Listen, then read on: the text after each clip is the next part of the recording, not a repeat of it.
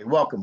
Today is session 3, and we're going to be looking at the tier 2 interventions, targeting and aligning those interventions. So let's begin. We talked about that first series. You were there, talked about database decision making. And then we looked at, in session 2, PLCs, how PLCs and MTSS work together.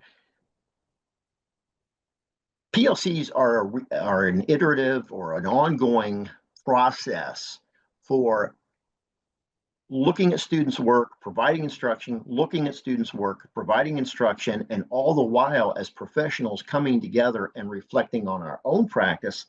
And as we reflect on our practice, also identify needs that we may have to grow as professionals. So it's literally a community of professional learners, professionals as well as the students. What we're doing in this series is we're really focusing on the collaborative aspect of PLCs and putting that within or into that MTSS framework. So the MTSS framework is pretty expansive, as you know. What we're focusing on is the instructional piece of that MTSS framework and the collaborative structure within that instructional piece. What does that look like to focus on student learning and have better outcomes for not only in Tier 1 for all students, but specifically for students who may be struggling? That's where we are today in Tier 2 interventions, targeting and aligning. Targeting and aligning are so important. Those two terms are critical at core instruction, Tier 1, as well as then focusing on students, again, targeting and aligning the supports that we have or that students need and providing that in a structured way. So that's what we're going to talk about today. Next session is on database individualization, and then we'll go into Tier 3. So quick review. I just basically talked about that. The key term here is in number 3, structured collaboration.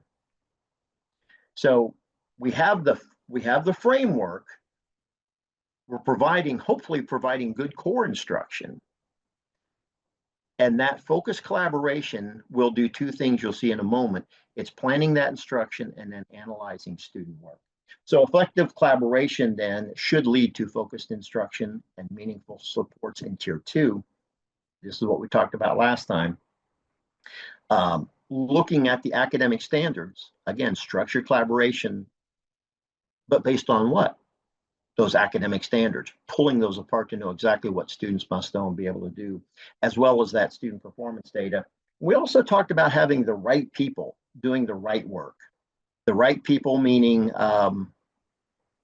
the right people at the table for planning within your team, as well as the right people when you're looking at student data. You might be pulling in Title I teachers and so forth. You'll see a little bit more about that.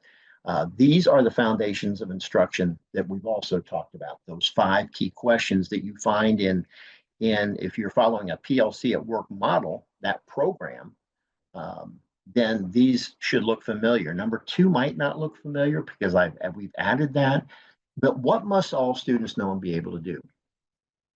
How do we design the environment as well as the instruction?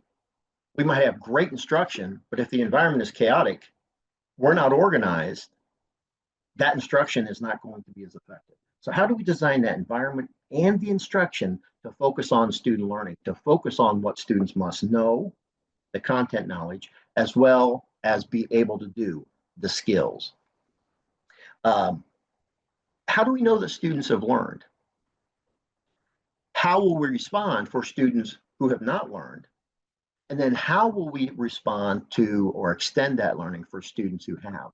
These 5 questions should drive instruction every day in every aspect of instruction, whether it's providing supports for students. And as principals, as a principal, these 5 questions in my last school then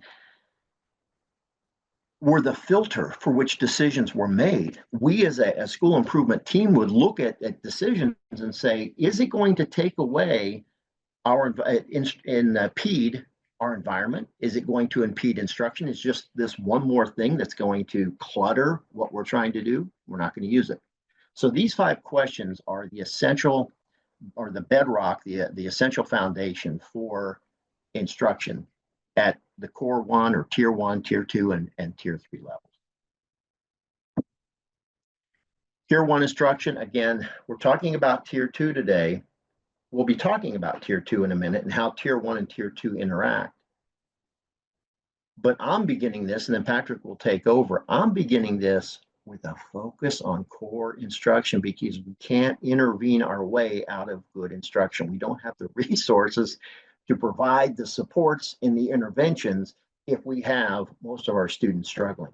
So a good tier 1 instruction, it's based on that alignment. It's based on all students having content and skill mastery, content meaning the knowledge and the skills. And it's designed, tier 1 is really designed from a prevention standpoint. What misunderstandings? Because as teachers, we know, oh yeah, when we get to mixed numbers and improper fractions, that's where most of my class falls apart. Well, knowing that, in our planning, we're going to plan for that to prevent those misunderstandings. What strategies can we put in place? What methods can we use? Multi-sensory tools can we use for some students, for all students, to give them either concrete or representational work to master those skills. We might be literally giving them coins to count, or we may have coins represented on a page where they count. But that is planned before instruction. Again, keeping in mind, what must they know and be able to do? What's my goal for this learning target? And it's based on universal informative assessments. Every decision we make should be based on what we know about what the students know. At tier 1, what do the students know? What do I do to prepare to build on what they know? These students are still struggling. I know they don't. So what do I do for them? Again, it's all based on what we know about students. So, and again, this is at tier 1. And it aligns assessment with instruction. We call that context alignment. In other words,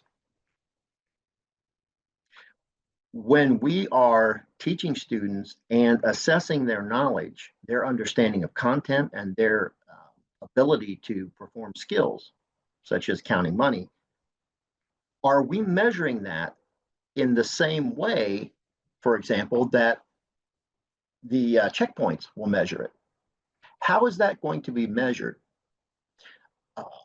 An example might be when you look at one of the checkpoints from this last checkpoint, when you look at one of the standards, it's counting money in 3rd grade. It's about money. There are prerequisite skills that students must have to count money. I'll show you that in a minute. But the point is that we're going to assess their counting in a way, or teach that in a way that when it's assessed, it's automatic for them. It's not, oh, wait a minute, I know how to count, but what do you mean by this question? I don't get it. So that context alignment is key at tier 1, at core instruction. Questions so far? I want to hear questions, feedback, reflection. Jamie, you've been on before. You know I like feedback.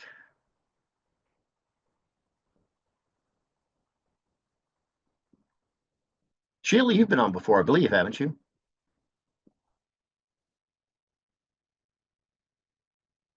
Yes. Okay, I was going to say some of these names look familiar. So yeah, any feedback, any questions on this? That tier 1, that core, and these key points. No, not really. Okay. I don't have any questions right now either. Sorry, I was just unloading from my car. That's okay. I want to make sure I'm giving the right information to the right people at the right time. So please give me some guidance on that if you would, as we proceed. What's the most important things you look for in a curriculum for a good tier 1? Curriculum should be, if you're looking at a curriculum in a school district, that curriculum should pull apart or disaggregate the standards. For example, I use this example a lot. Let's say students will identify and analyze an author's point of view and author's purpose. It should pull apart what is point of view. How do you identify point of view? How do you analyze point of view? How do you identify purpose? How do you analyze purpose? So a good curriculum will give you specific targets for what students must know and be able to do. In other words, that must be able to do is the skill, is the analysis.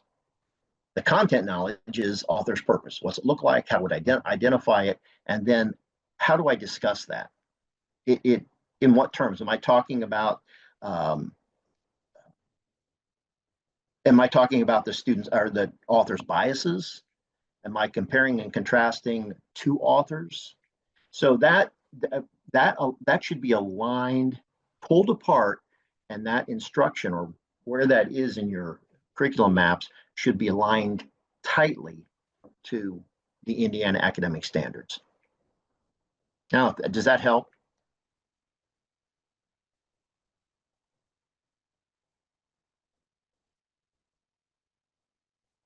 Okay, thanks, Sarah. That your universal assessments, those are the broad assessments. And it's going to tell you which students did not reach the target. But universal assessments in and of themselves provide a broad, they're painting students with a broad brush. What groups of students? They are given to all students, and they are given in broad areas that are just picked out. For example, with learning targets are giving you a sampling of the standards at any given time. As a principal sitting down with my grade level teams, I'm digging into those saying, okay, what diagnostic are we going to give to see what, why, and then how we respond? We know the students, we know the who, but where? Where are they having a problem? Why are they having a problem? And that's going to be working with our teams on analyzing student work, doing error analysis of students' work. Then the how is how we will, for example, in this tier 2, for some students, it's how we will break apart into groups and serve students in different ways, differentiate those supports, those targeted supports. So my point is diagnostic is essential. Universal is great and it's needed, but it's not sufficient. You have to have diagnostic following that to see exactly not only who, but where, why, and then how you'll respond. Like it shows on here, it gives you an overall achievement, but it doesn't give you those specific content and skills. Given a few times a year, our diagnostics are going to be ongoing. In fact, we're using formative assessments just with questions and answers, like asking for feedback from you. Do you understand this? By not being able to see you, I can't read your expressions. But whether it's the nonverbals, the verbals, or observing student work, that's all going to happen. That's all diagnostic. Universal's great, diagnostic's essential. And it also then informs us as to how we would group. To assess the effectiveness of a tier 1 or a core program, we say at least 80% of the students should meet or exceed those grade level expectations. Let's not get caught, though, in that glass ceiling of 80%. Let's go for 90%. Let's not run into that, what we call that 80-20 dichotomy. That, okay, well, okay, as long as we get 80%, why not 90?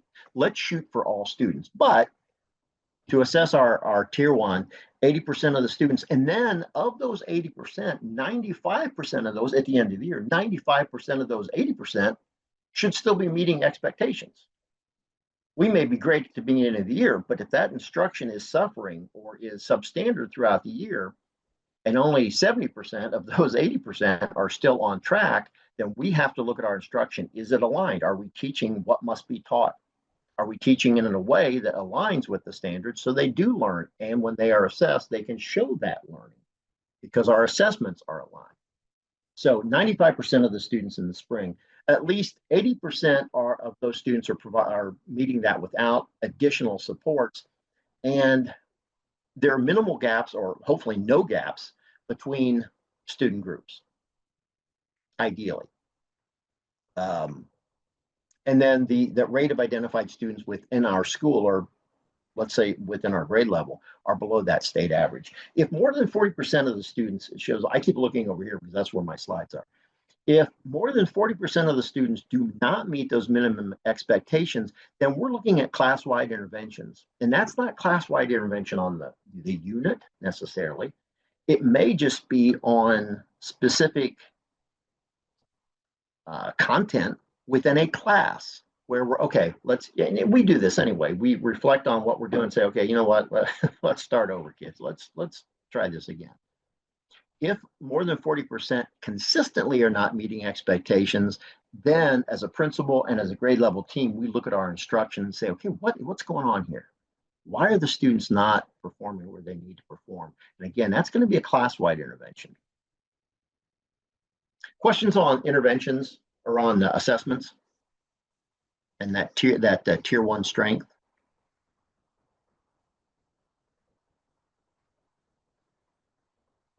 This is called wait time, by the way. All right, I'm just seeing your names too. I'm not even seeing your faces. Yeah, seems we have a tier 1 problem. Jamie, you're spot on, and that's not uncommon, unfortunately. The tighter let me give you an example. I talked about money before. Patrick, tell me when to shut up, by the way. We talked about money before.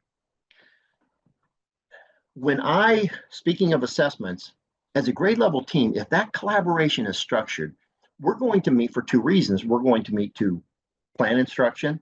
We're going to meet then to analyze student learning based on our common format of assessments.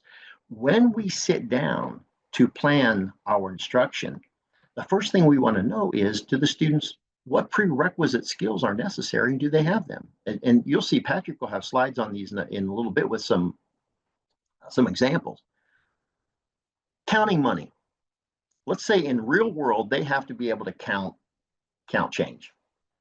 In fact, that was that 3rd grade checkpoint, one of the 3rd grade essential skill checkpoints. Can the students count by 5s? Can they count by 10s? Can they count by 25s? 25, 50, 75. Can they count on from any of those? 25, 50, 60, 70, 71. Can they count on using those different values?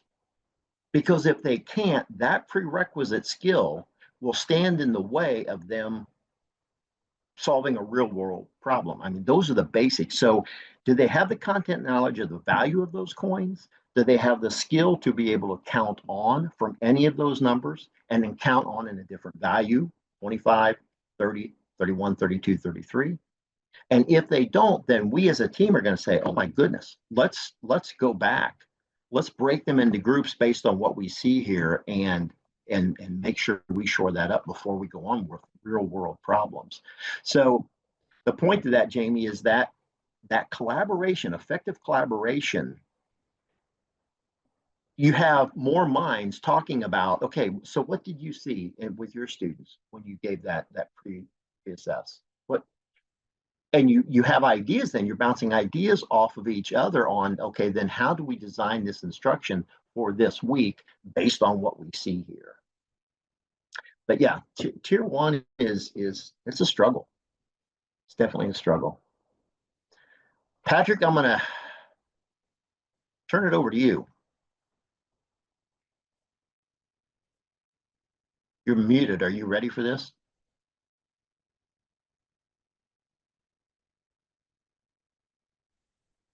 Okay. Looks like I'm ready. Let's see. Oh, my microphone might be muted. You have control of it? Can you hear me? Yeah. You can hear me? Okay. Okay, cool. You have control of the And screen? I do. I should have control of the screen. Do you see the presentation where it says tier 1 and tier 2? Yes. Okay, great. All right. Thank you. Thanks, John. And please, again, let us know in the chat if you have any questions as we're going along with this.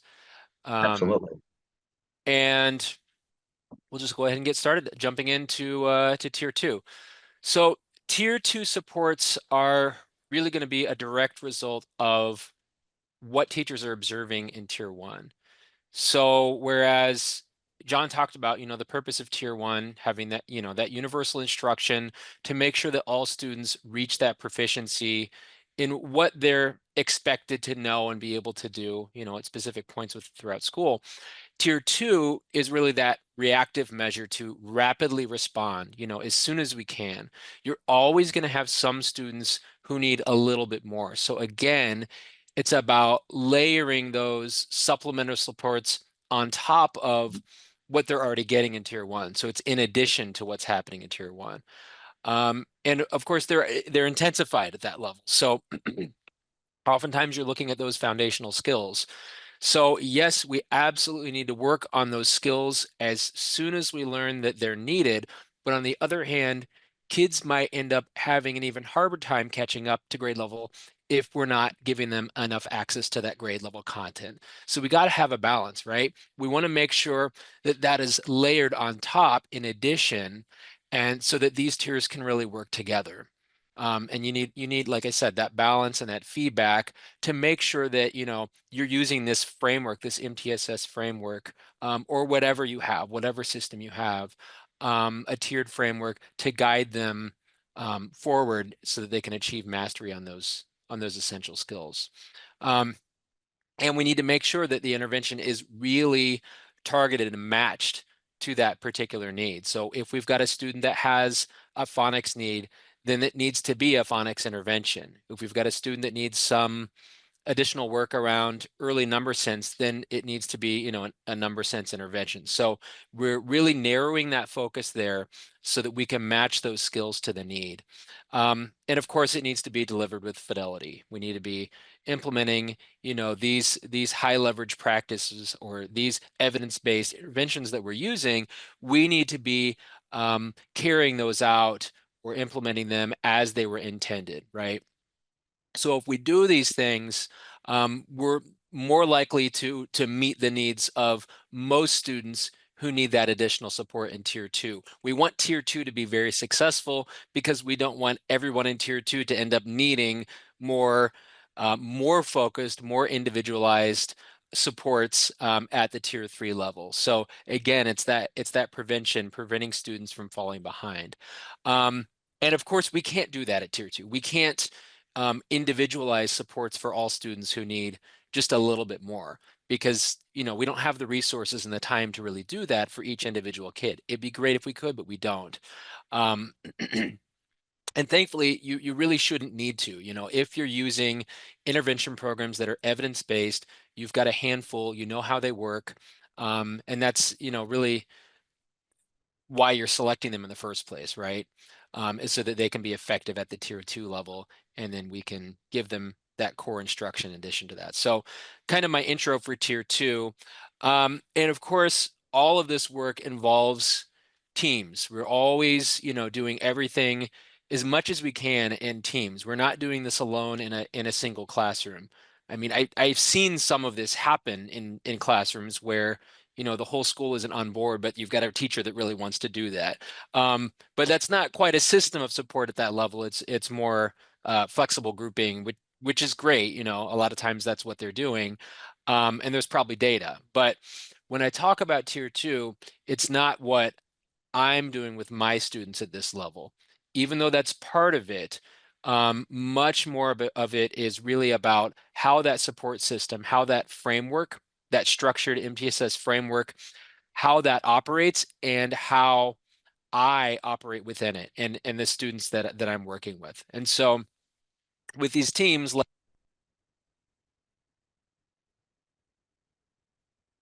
I think you just cut out, Patrick. Thanks, John. There's a little button on my headset and I always hit it. Thanks. So at minimum, you want to make sure you've got, some of the pieces here, looking at roles, making sure you've got the right people there, right? So you can have those necessary conversations taking place. Um, so you really want to make sure you've got clear roles for the team members. And this is not necessarily an exhaustive list of the team members that you could have, but just some good examples. So consider, who would be the best at doing some of these things. Facilitator, especially facilitator. Um, Facilitating meetings sometimes requires a different set of skills that not everybody is comfortable with, but establishing these is really important. And perhaps, some of these roles can rotate maybe from meeting to meeting. But your teams are going to be a lot more efficient if you have someone facilitating to keep everybody on task. Someone who could be there, to take notes maybe. And maybe not everybody has to take notes, right? That's probably not going to be very efficient to have everybody doing that. So, you could have somebody that can help interpret the data, someone who has the right access to provide that data or just present that in a clear format for everyone to follow along. Um, I've seen teams, sometimes even outline what those responsibilities look like for each of those roles. Like, what does the interventionist do? What does the timekeeper or the process observer or whatever terms you have or whatever labels you have for some of those roles? And then what does everybody do, right? I mean, you could have some cases where, some people might take on multiple roles. So anyway, the rules are really important so we know, what everyone's expected to be doing in these meetings and so that we can be very productive. That's kind of what all of these pieces are all about. Um, any questions so far as I've gone through some of the tier two and the collaboration talk? Okay. Feel free to enter in the chat, or unmute yourself. Again, as John mentioned, we want to keep this as interactive as we can. So your agenda, you might have some sort of a problem-solving protocol. Thanks for letting me know, Jamie, Lucinda. You might have some sort of a protocol for how you're going to operate as a meeting, and you may have an agenda as well. You may have kind of both of these things. There's one resource from the IDEA Data Center. I think it's Data Meeting Protocol, and it gives you some instructions on, or I guess some guidance on what you can have in terms of protocols for before the meeting. So like the prep work that you're doing, kind of organizing all that during the meeting, how you operate that meeting, and then after the meeting. So the follow-up stuff. It's the only resource that I've found that has all three of those. And I feel like that enables teams to be a lot more efficient and goal oriented. And a lot of times grade level meetings or content area teams already kind of have their own protocols that they use. But again, agendas are really critical, right? And we all know what it's like having a meeting that doesn't have an agenda. They're not very productive. You want to make sure that these are very well structured and that your time is very well spent during these meetings. And that's probably going to mean you want to collect and review some of your data before the meeting because you really don't want all that work to slow down that collaborative work that's needed to help students succeed. And you don't want to say, oh, now we got to have another meeting to follow up to actually make some decisions, right? You don't want that to happen. So kind of just thinking proactively, okay, what do I need ahead of time? And that's why the before the meeting activities can be very helpful, so that you're actually productive. Patrick, And sure, have, go ahead, John. just a number of schools will have then those two, the same grade level teams, but they'll meet instructional planning meeting, one agenda, and then they'll have, like you talked about, the protocols for decision making. They'll have an agenda based on student work, their common formative assessments. So they're planning instruction, assessing that, discussing what to do subsequent instruction. They're planning the next unit, assessing what do we do then to shore up this last, let's say, standard. So a lot of times you'll see those two with two different agendas. Same Yep, group of that people. makes sense. Yeah, yeah. And I've seen teams that have those, that have multiple agendas that they're using. and one's usually has a lot more detail. So do you have a clear agenda that has not only been developed ahead of time, but one that is relatively consistent from meeting to meeting? I know there's going to be some changes, right? But it might feel, a little bit monotonous and kind of rigid. But if you have some predictability when it comes to how the meetings are structured and those, the key items that we're discussing, that's going to be a lot more effective in terms of the flow, right? And even having some of those pieces timed out that can be helpful. The first 10 minutes we're going to talk about this. Next, 15 minutes we'll talk about that. But you really want to clarify, what is the goal of the meeting? What are you seeking to accomplish? How are you organizing those topics for discussion? Is every meeting going to have that same structure, or are there going to be some variations? Clearly specific items that are going to be reviewed, say from common formative assessments, those are going to be changing, right, from meeting to meeting. And you want to make sure you've got that level of specificity in there, right? You're not just saying review CFAs, but rather review these specific items, right? And then norms. I know I've talked a lot already on this slide, but what are some of the behaviors that you might want some of the members of the team to really commit to, especially when it comes down to problem solving, when you're doing some hypothesizing and some brainstorming about why this is happening. We need to make sure we've got some norms and some expectations around, how we interact in meetings. So, all right, we want to And make sure we've got.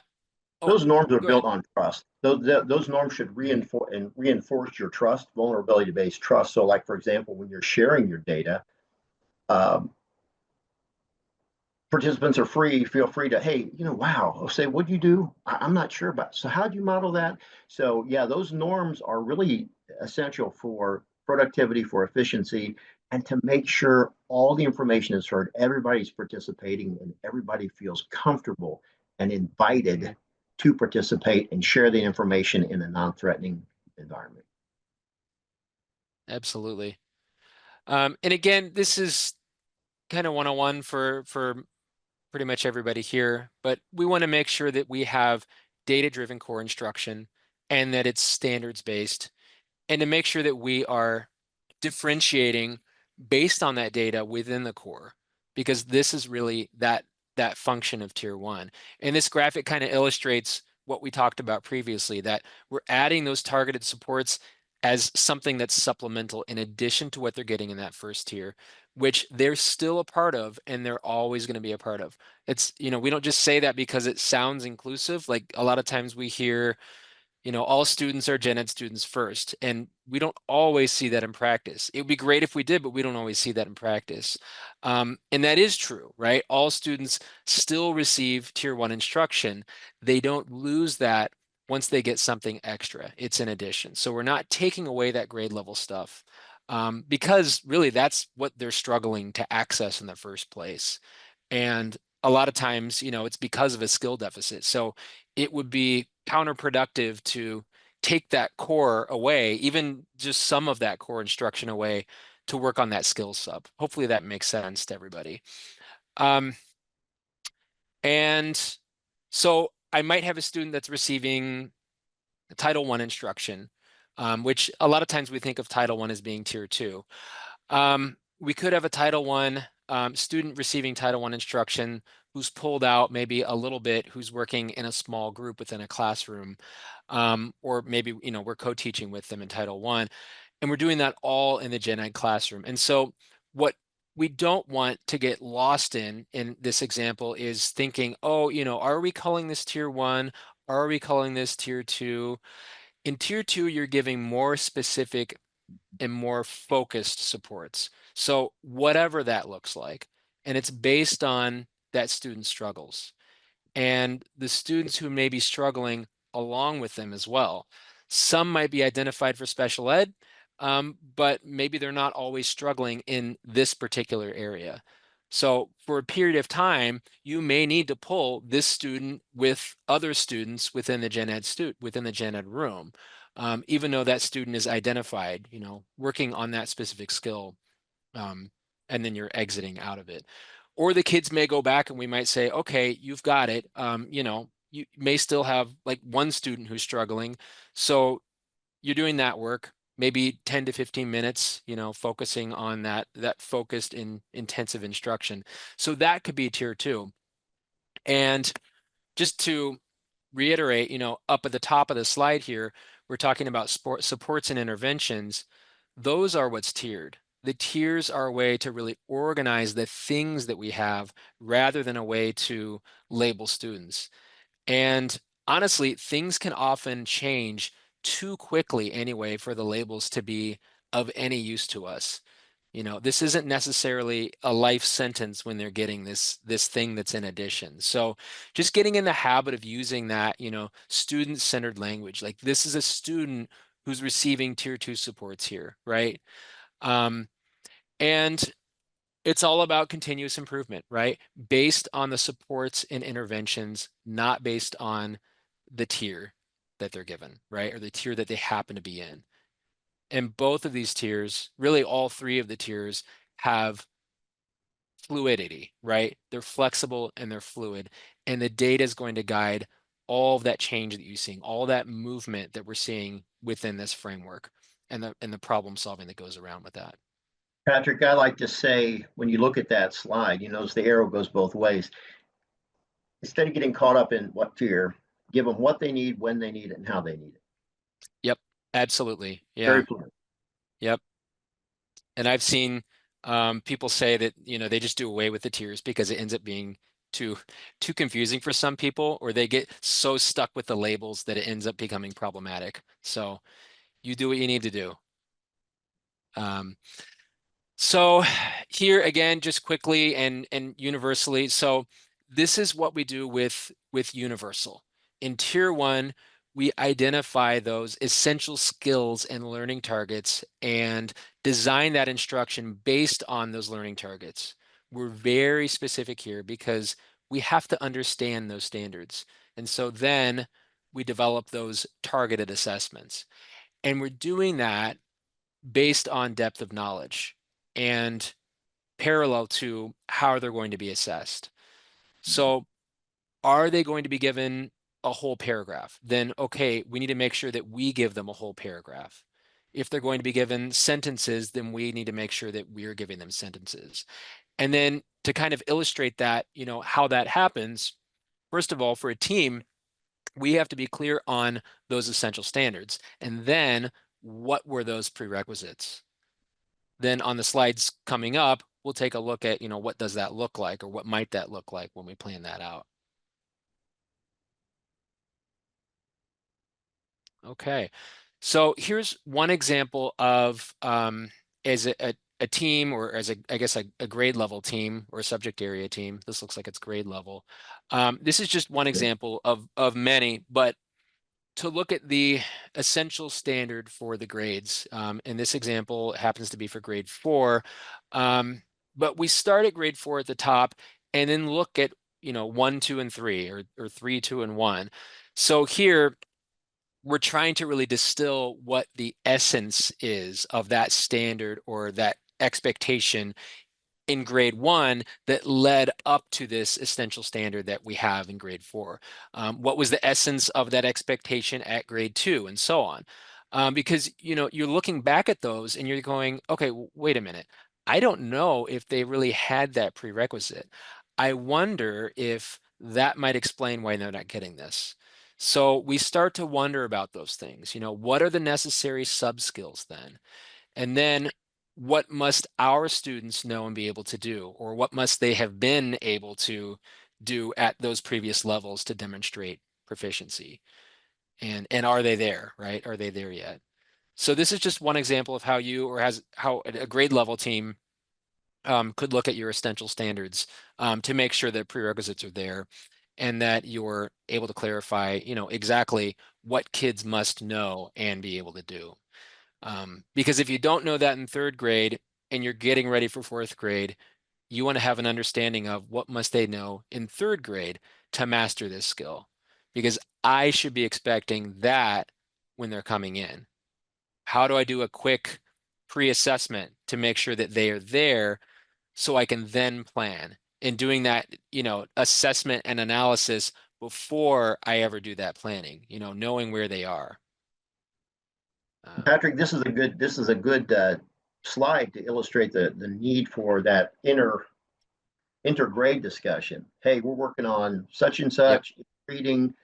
So let's look at that next standard, the vertical articulation in the standards. What's that lead to? What's the baseline for their understanding? The base, not we're gonna shoot for more than that, but what must they know in fourth grade for this standard we're teaching here?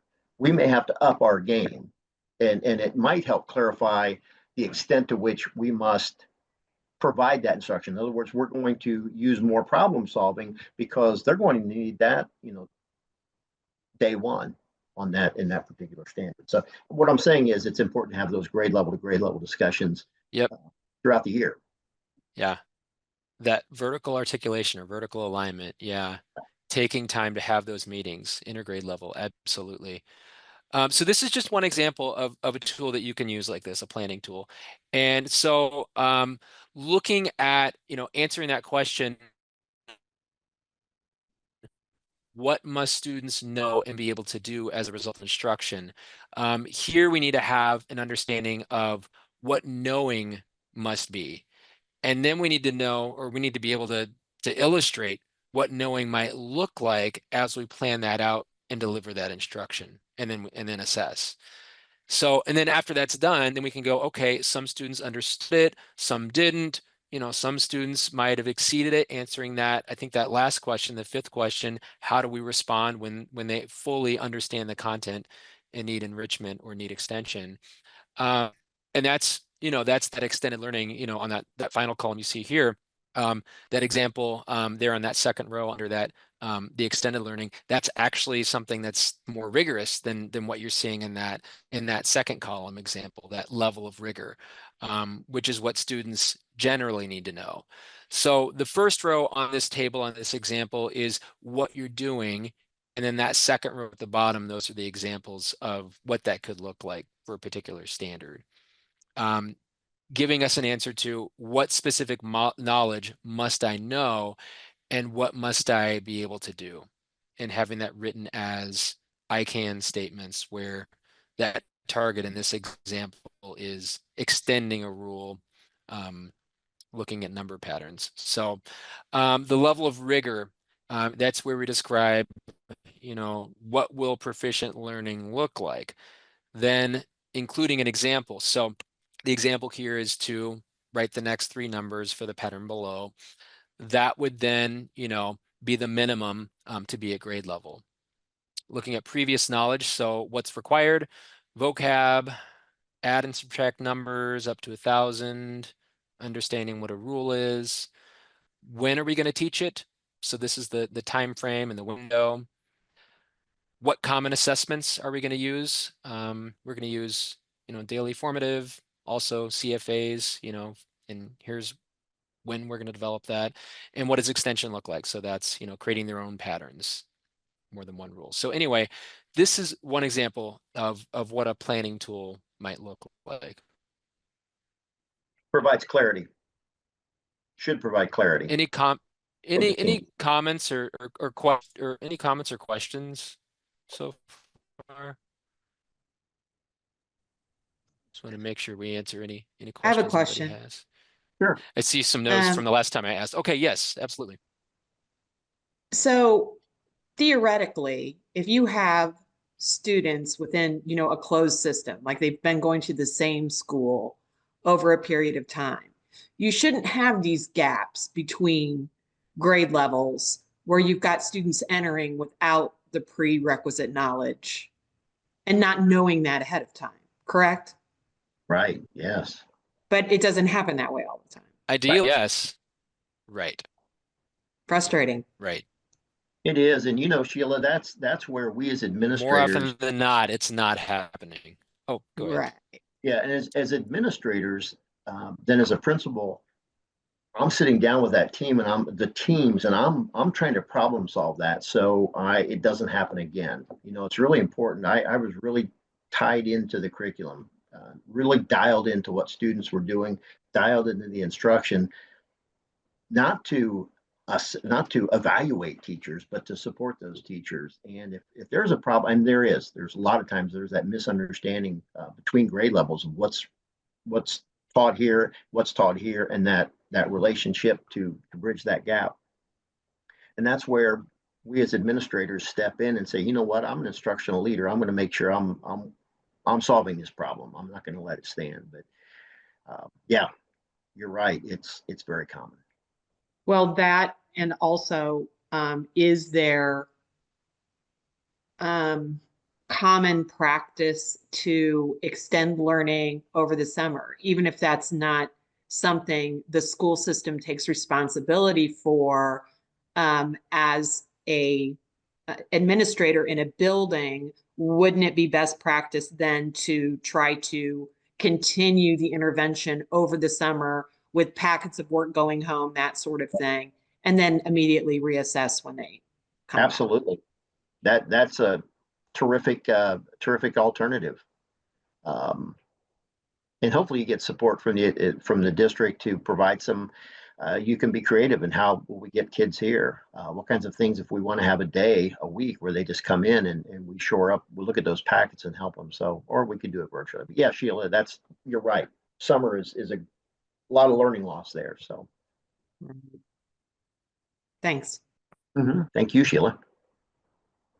Thank you. All right, so looking at collaboration teams, that targeted support team, might look a little different than what you're seeing for universal, but usually you're going to have, the same stat. You're going to have the grade level and the subject area teachers included as well. It makes sense in that tier 2 or that targeted supports team. So it might, in addition, have some interventionists. You might have Title I teachers. They might be folks that your data indicates might be helpful to include.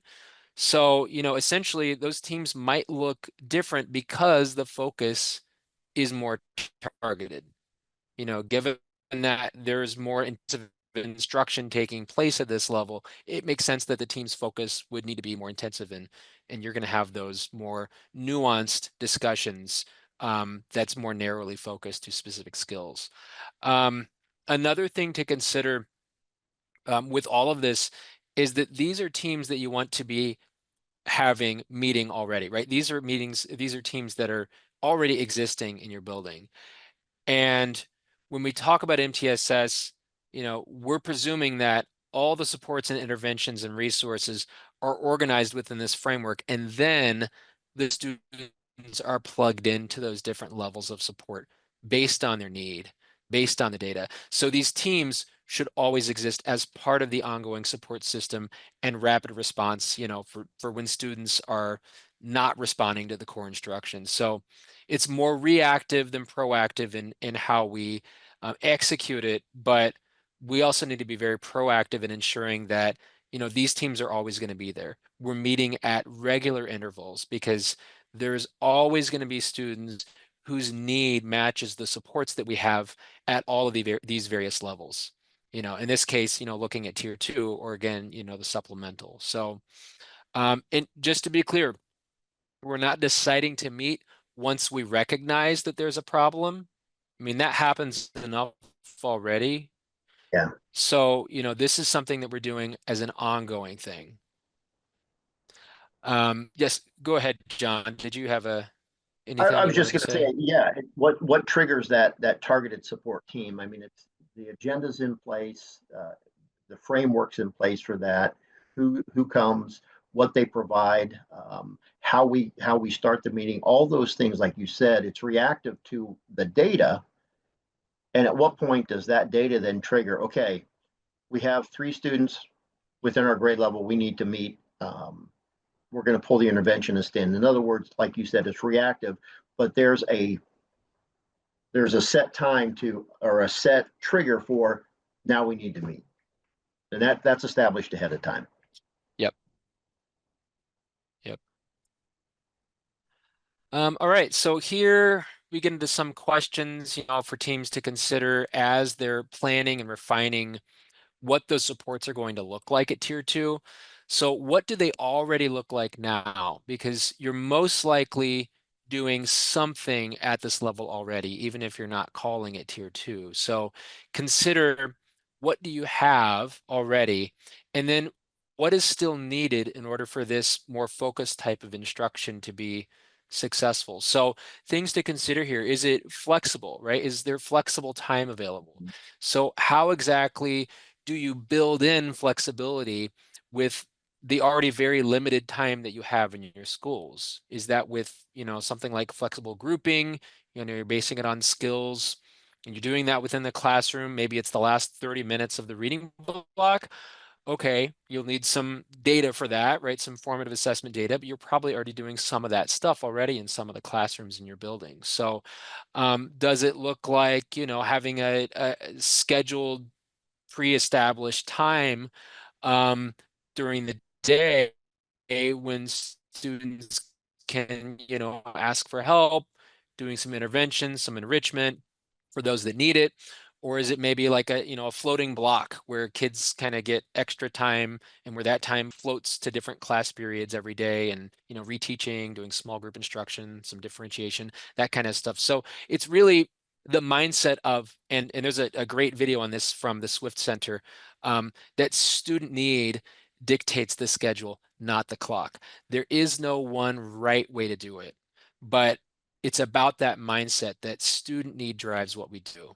And we know what they need is with data, right? We know that the data is going to drive those decisions, right? Something has to be assessed, or we're collecting something if we're talking about behavior, student wellness, or anything that's, not necessarily assessed, although sometimes we do have screeners for that. So, but again, just as long as we're not relying solely on our subjectivity or our gut about what is needed, even though that's important too, right? That teacher intuition is really, really important, but that's more important with a lot of times the why, the reasons why, right? And it is still important with the what that we do, but our intuition is maybe less important for deciding who needs different levels of support. We've got to have some clear data on that.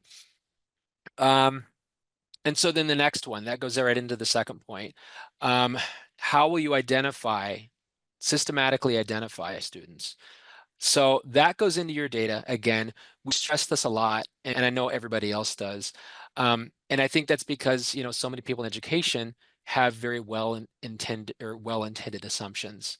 Our kids, we know how, what they get, we know what they don't get.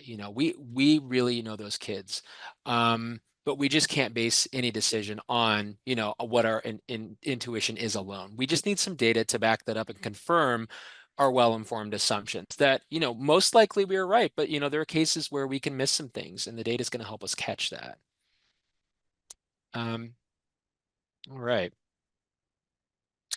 And the next one here. So what models or strategies, the third one, what models or strategies do I expect students to use? So that has to be clear. And you don't want a toolbox that's overstuffed with, too many things, right? Things that might be ineffective, or you're not using that often, or we're not maybe understanding as well as some of the others. We really need to make sure that what we're selecting is appropriate given the context and the skills, and that there's evidence showing that it is effective. You shouldn't need too many at this level, right? Just a handful. These strategies can change over time too. It's not like, we're selecting them once and then it can't ever change for ELA or for behavior or wellness or math. It's going to look different in every system. How are we going to measure this?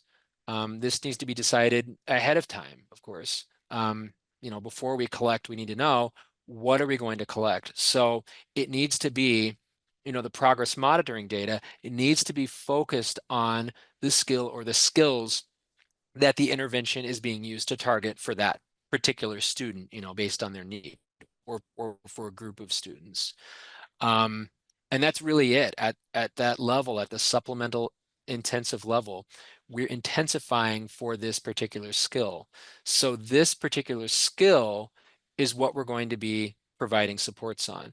So then it makes sense that we're also going to assess on that particular skill to determine how effective is our instruction on that skill, or maybe, the few skills that they're working on, right?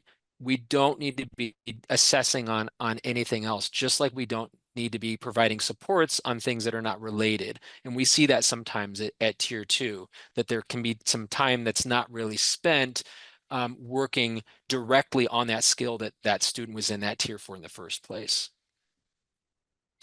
And then how will I develop those time-sensitive goals so that kids don't have this life sentence of being in a group, for eternity, right? When do I expect each student to be through this, or at least to be checking to see, can they move to a different group? Do they need tier 2 anymore? Or is something else going to be better for them? So that's where that problem solving comes in, and that decision making based on how much progress that kid made within that specified time on that skill. It could be, really brief, but it's always there. The support is always available, in case any kid needs it, but only for as long as they need it. Because, a few weeks later, they might be working on enrichment, right? Things can sometimes move a lot more quickly than we expect, especially when the targeted instruction is appropriately aligned to the need. So we're going back to framing this as student focused, support focused. The supports are there for whoever needs them. And again, we're responding to their needs, but we're being proactive in how we set these things up. Yeah, that the term system there is important, and basically it encapsulate the slide. It's do we have the time? How are we going to do this? How will we do this, and how will we do it effectively? So when we're considering a good quality system of supports that are aligned and targeted, what will that look like? And that's just a slide to come back to and say, do we have that? Yeah, you're right. So it's a great reference.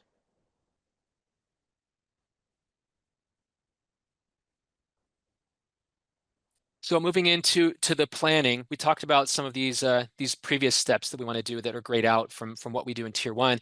Now we're looking at what does analysis look like? So doing an analysis of student learning data, then to design the targeted and aligned supports. That's that last one at the bottom.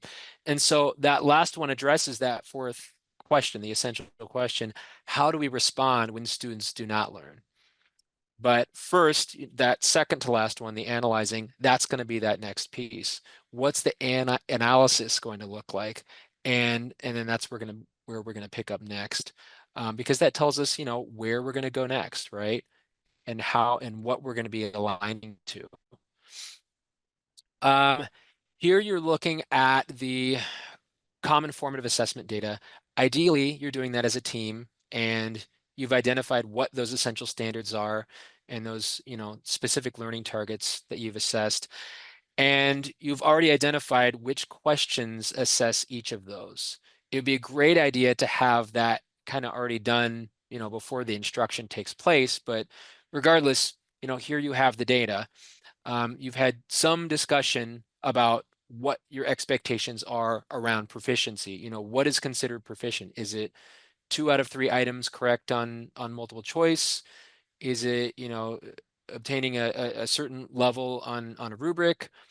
So then you're going to do what you consider, some type of standard protocol for analyzing. So first looking at the patterns. So what patterns are showing up for the misunderstandings and the errors that you're finding? And even looking overall, what are the strengths? What are the weaknesses that you see, with each learning target? And really making sure you're doing this one learning target at a time before, moving on to the next one. We want to be doing this in the sequence here. Yeah, and So then Patrick, asking, I'm sorry, go ahead. Jumped in. oh, that's okay. I think there's a little bit of a lag. You can go ahead. I was just going to say, when we're looking at students and having a pattern of misunderstanding, the first question I'm going to ask is, in a team meeting with my collaborative team, did we teach that? And did we teach it the way it was assessed? Mm-hmm. And if it's common formative assessment, when we put those questions together, wait a minute, we assessed this, but that's not the way we taught it. So that's Yep. really not a valid, Yep. that's not a valid data point because they didn't know what they were doing. That was not aligned. So we're going to look at the assessment, the common formative assessment. We're going to this. Then the most important part is to reflect on our instruction. Did we teach that? Did we teach it in a way that they were to the depth of knowledge to which they were to learn it?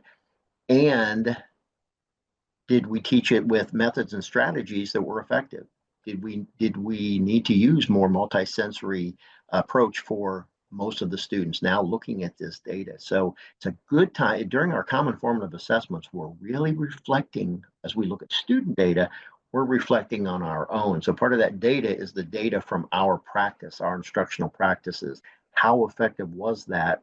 What can we learn from student data about the way we taught it?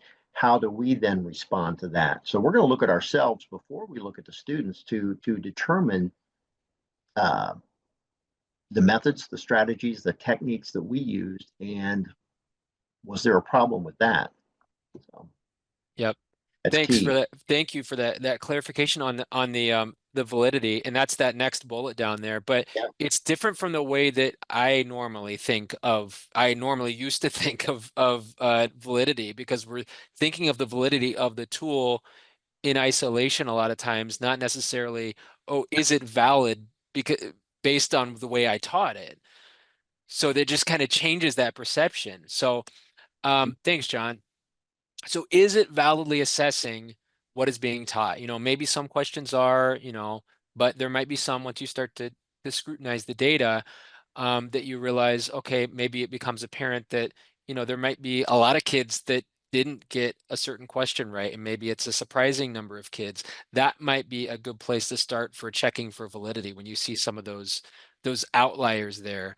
That third one down, how are we going to reflect on our techniques and approaches in teaching? So saying, okay, so those questions were valid. This question wasn't. So let's take a look at how we taught it. Based on how we taught it, what changes are we going to make? Not only for next time, like thinking ahead, improvement focused for the next time we teach this, but also what do we need to do differently when we pull these students for those supports or for the enrichment? What we're doing now or very, very soon to help them learn this. So then the last two here are going to identify the levels of support that you need. And then you plan out that subsequent content and then the strategies. So in other words, saying maybe to a colleague on this collaboration team, okay, you did a really great job with those ask and answer questions using some visual supports. Is that something that maybe you could take this group of 6, 7 kids here and work on? Okay, I've got these students, maybe 8 students that I can pull for something else. So then we're really planning that out, moving around students based on what they need and who would be best to support each group. That's just an example of how you could do this.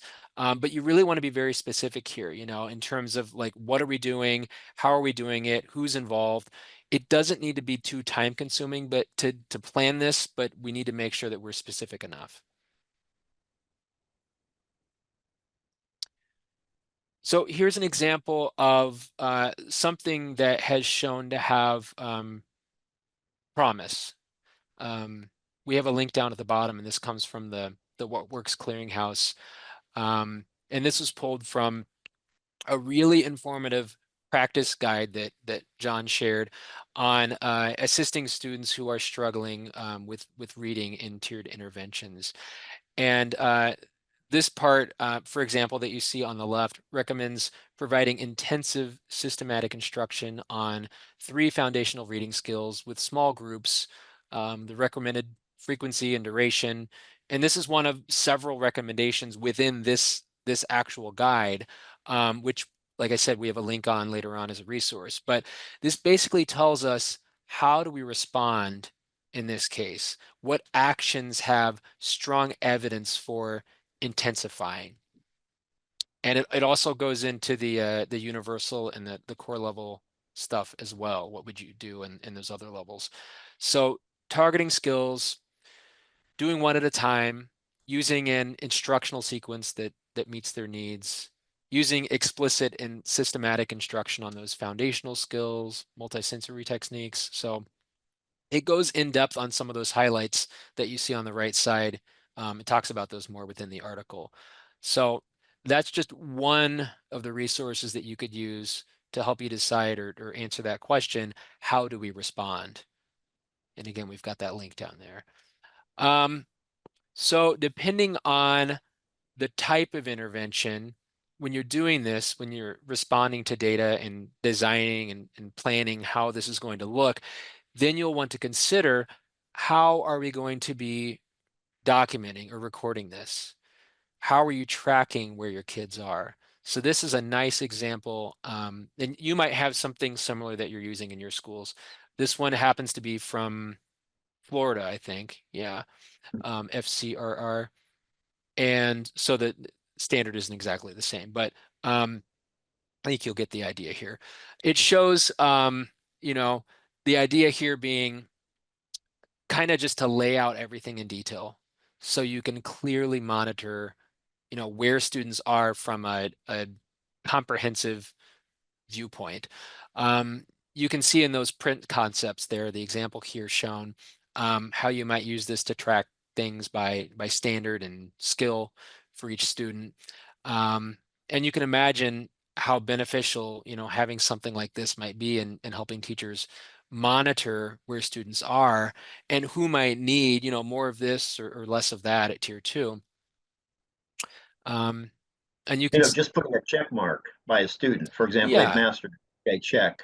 This student has not mastered that. There's no check there. What are we going to do for that particular skill within that standard? So again, it's a visual just to keep track, to monitor where those students are, and to monitor the need for intervention. Just an example of that.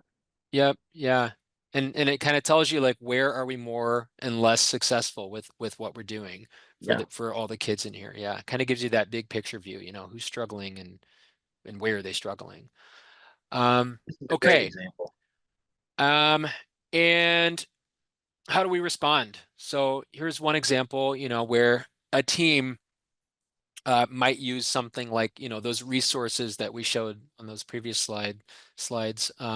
And this walk to intervention. This is from Susan Hall's book that we have referenced at the end. She goes more in depth on this.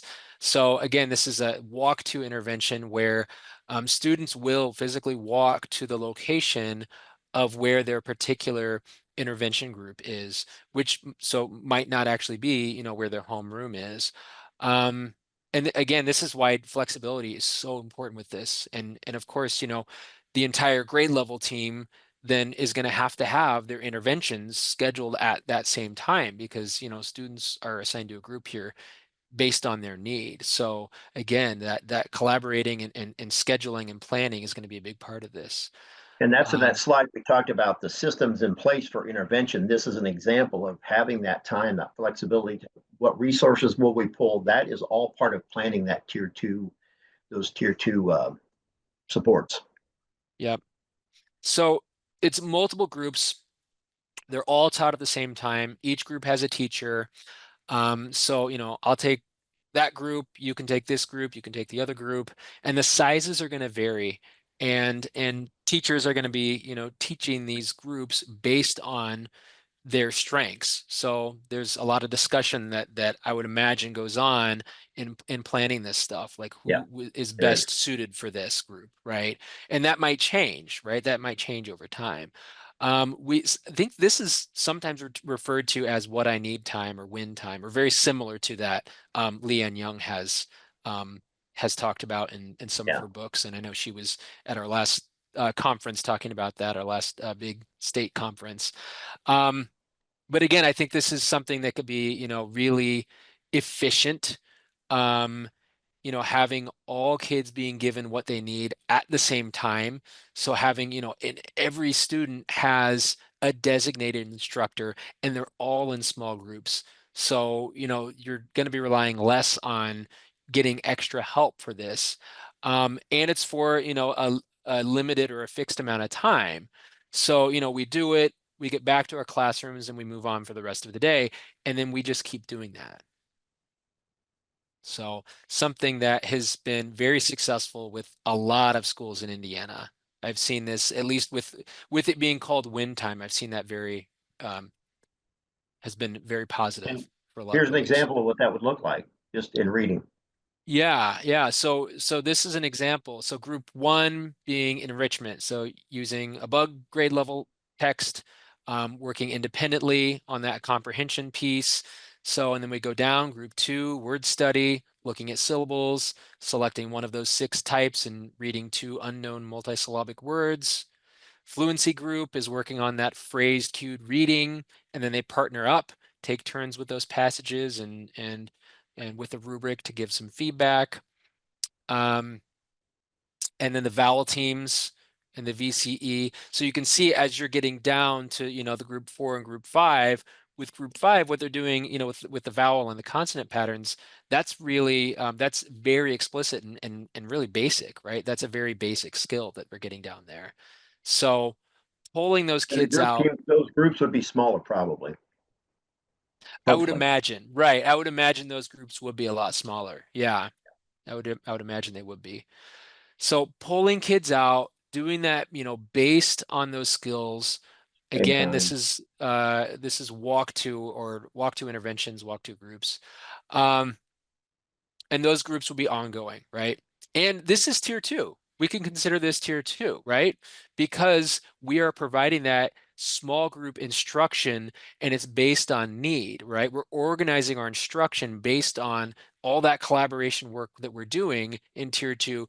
And yes, not everybody is below grade level. Not everybody is struggling, but it gives everybody what they need and it fulfills that tier 2 for those kids that do need something, right? Because everybody needs something. And Patrick, that's a great point because the forgotten group is often your high ability group. Yep. They need that enrichment. They need that extension as much as students who are struggling to meet grade level standards. We often forget those students. Yeah. And I could easily see having kids, being in that enrichment group for a period of time and then suddenly, oh, they're really struggling with this new thing that we're doing. Okay, yeah, for at least for a little bit, we're going to have to, maybe find another group for them that's better suited for them so that we can work on those skills. And then, so it's again, just like we've been talking over and over, this is flexible and this is fluid. But great example. So what might this look like within the classroom in terms of the tier 2 supports that you're providing? So in addition to that focus support of the targeted groups that you're doing, what about using visuals, right? And using those ahead of time, hopefully as a preventative measure, as a visual cue to help students so they don't end up making errors. But um, if they do make errors, then also, using a support like this, which would then be familiar for those kids, using those supports later on and then kind of helping them understand, okay, let's look at the third one down for multiply in that step 2. So looking at inner, okay, jumping right down to that point or that section there and saying, okay, do you see this example on this line? Let's look at yours. They might start to realize, once they start doing that comparison, oh, okay, I see what I did. I see, where I made that mistake. So then you can use that example then to kind of continue that support and that feedback that you're giving those kids. So just an example of, one of the many tools you probably already have, lots of tools like this in your toolbox, but that this could be applied, very quickly as an intervention right there, during independent work. And students can use those in tier 1 Yep. all the time. In other words, that Yeah. once they have shown some degree of understanding to develop the fluency to be able to more quickly solve problems, this may be the type of tool that's always there. It has the FOIL first out, the process for solving those equations, the multiplication rules for the sign. So this is a Mhm. tool that can be used not just during one time, but students may have access to and need access to develop that fluency and Yep. that speed. And so in giving them access to that in tier 1, that's not going to be disruptive to the tier 1 instruction, right? It's not going to interrupt the instruction that's taking place. It's a quick reference. And same with this other one. This is just a different version of it, right? This is the outline form where, you know, rather than having those steps labeled like on the previous version, the previous one we saw, this is shown, I guess, graphically. So here we're And this explaining to one, the this one kids. really expands on, I'm sorry, I keep butting in. Um, if we just provide this outline with reason, let's say hook, background information on the topic, for students that we know are going to struggle with it, what's a hook? Well, ask an interesting question or make a statement that catches somebody's attention. That's the hook. So it's really prompts that explain what those terms mean so that they can look at that themselves and go, oh, okay, I got it. Oh, okay, I got it. Or you might have to reinforce by asking them, what would get somebody's attention from your story? Great, that's a hook. So it's just another performance outline, but it's illustrated with those prompts. Yeah, and both of these are really great tools. So next we're going to look at progress monitoring. So how are we going to progress monitor in tier 2? Progress monitoring should ideally informs teachers of, you know, how effective their instruction is. So kind of looking back at, you know, okay, when I was teaching that group, did they get this? Okay, why not? So we want to also do this with supports and interventions at that focused or supplemental level. So, you know, were these supports effective, or are they, since, you know, this is something that we're doing ongoing, and what changes might we need to make? And, Yeah. you know, are they making enough progress, right? And a lot of times this is something that you'll be looking for, you know, groups of kids rather than individuals. So, you know, it takes into account not only how effective the strategies were for that particular kid, but also small groups. It could be, you know, an alignment issue, maybe aligning the skill with the intervention, or, you know, maybe the intervention just wasn't as successful in general, and, you know, maybe we need to, you know, kind of rethink how we're providing it. So how effective have we been with what we've been doing? We want to check this often so we can respond when kids are not showing adequate progress. And, you know, it also informs those instructional decisions about who is entering and who is exiting the group. So again, we Yeah. want to review and problem solve with our data often. And we also want to have some idea of what criteria are we using to determine the entry and the exit.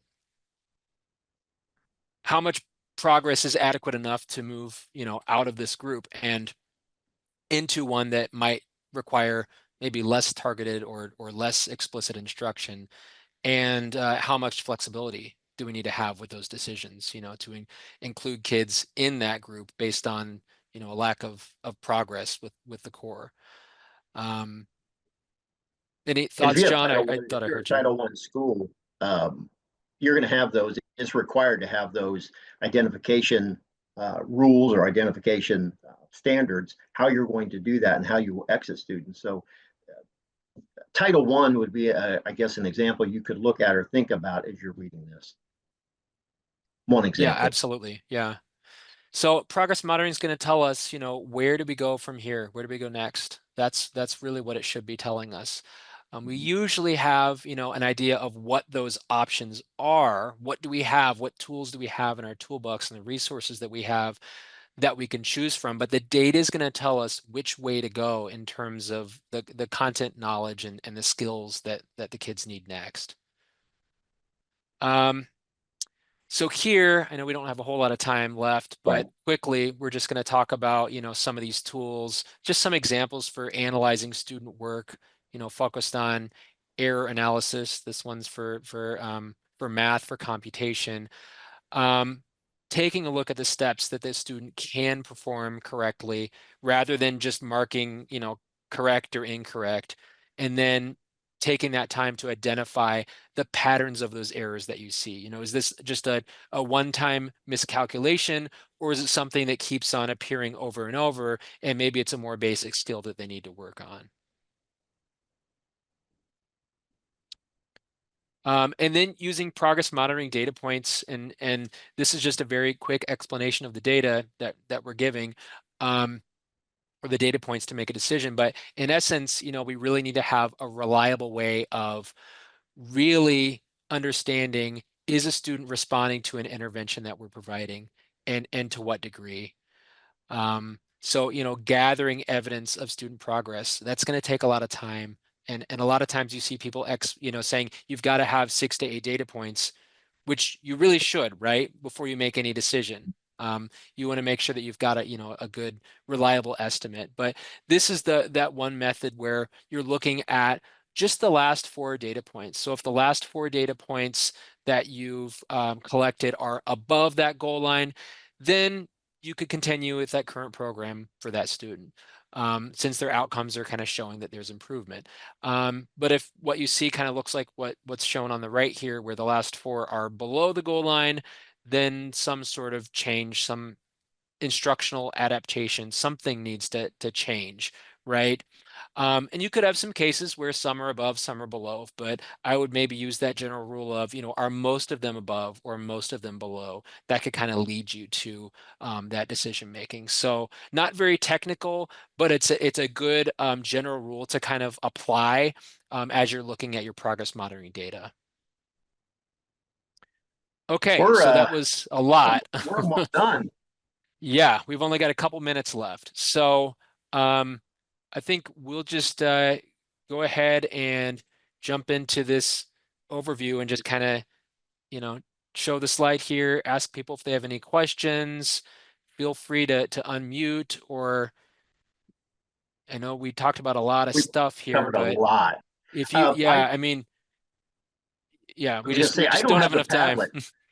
We don't have the Padlet link on the slides, I noticed. I'm going to say, I have all Oh, of your yeah. emails. I will send you the link to the Padlet, which has resources as well as these slides. So you'll see the slideshow. I apologize that wasn't on there. I'll make sure you get those.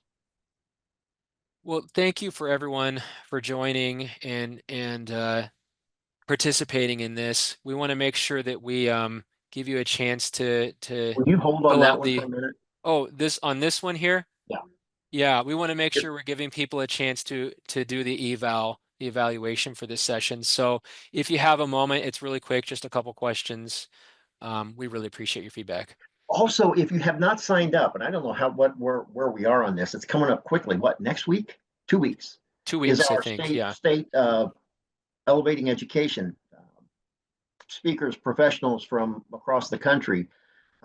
If you've not done that, I know it's been on our website, but I just wanted to put that out there that you can register for that still. I think the registration is still open.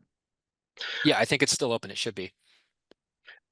I really appreciate all of you being here. I know there's been a lot of content. We're happy to talk with you individually. There's no cost for us doing that. I did put something together if you're using the checkpoints.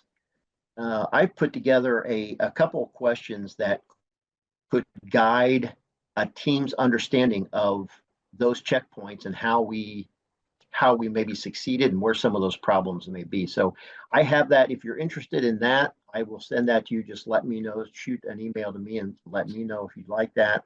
But wow, thank you so much. I know there's a lot of content, but thank you for being with us during Absolutely. this I know time. if we had more time, we could actually go into that document. That's what I was hoping for, but it That's a is what it lot is. more. That's where we Yeah, got. So maybe next time we can pull that up. yeah. And make sure you check out that Padlet. And if you would like me to talk to you more about the checkpoint analysis, be happy to do that. So, folks, thank you for being here. We're going to leave that slide up. We'll hang on here for a little bit if you have questions. And yeah, thank you.